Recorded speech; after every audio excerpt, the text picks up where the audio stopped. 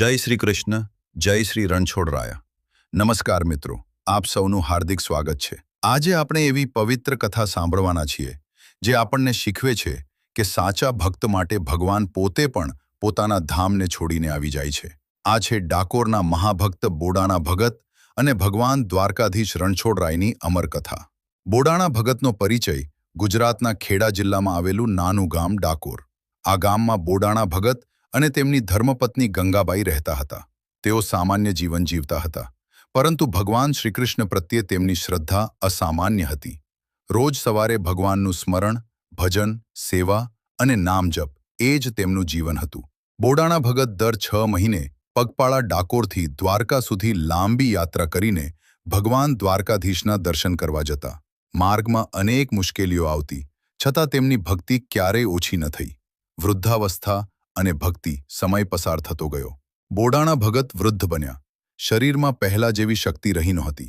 એક દિવસ દર્શન કર્યા પછી તેમણે ભગવાનને વિનંતી કરી, હે પ્રભુ, હવે મારું શરીર નબળું પડી ગયું છે. કદાચ હું ફરી તમારા દર્શન માટે આવી ન શકું. ભક્તની આ વેદના સાંભળીને ભગવાનનું હૃદય દ્રવી ગયું.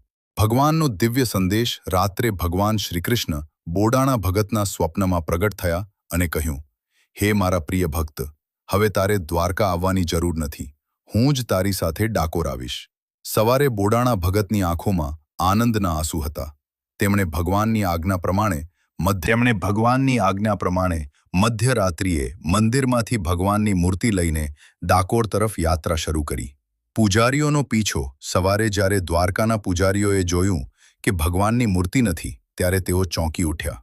તેમણે બોડાણા ભગતનો પીછો શરૂ કર્યો. ભગવાનની કૃપાથી બોડાણા ભગત સુરક્ષિત રીતે ડાકોર પહોંચ્યા. સોનાથી તોલવાની શરત પૂજારીઓએ કહ્યું, ભગવાનની મૂર્તિ પાછી આપો. અંતે નક્કી થયું કે મૂર્તિના વજન જેટલું સોનું આપવામાં આવે તો ભગવાન ડાકોરમાં રહી શકે. ગંગાબાઈ પાસે ધન સંપત્તિ નહોતી. તેમણે પોતાની નાકની નાની સોનાની વાળી ઉતારી અને ત્રાજવામાં મૂકી. ભગવાનની લીલાથી આખી મૂર્તિનું વજન એ નાની વાળી જેટલું જ થઈ ગયું. આ ચમત્કાર જોઈને સૌ ભગવાનની મહિમા સમજી ગયા. ડાકોરમાં ભગવાનનું બિરાજમાન થવું ત્યારથી ભગવાન શ્રીકૃષ્ણ શ્રી રણછોડરાય સ્વરૂપે ડાકોરમાં બિરાજમાન થયા. આજે પણ લાખો ભક્તો ડાકોર જઈને ભગવાનના દર્શન કરે છે અને પોતાની મનોકામનાઓ પૂર્ણ થવાની પ્રાર્થના કરે છે. કથાનો સંદેશ. આ કથા આપણને 3 મહાન પાઠ શીખવે છે.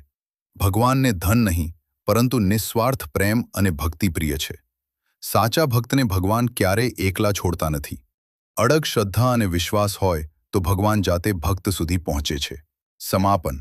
મિત્રો, જો તમને આ પવિત્ર કથા ગમી હોય તો તેને તમારા પરિવાર અને મિત્રો સુધી જરૂર પહોંચાડજો. વિડીયોને લાઇક કરો, ચેનલને સબસ્ક્રાઇબ કરો અને આવી જ ધાર્મિક કથાઓ માટે અમારી સાથે જોડાયેલા રહો.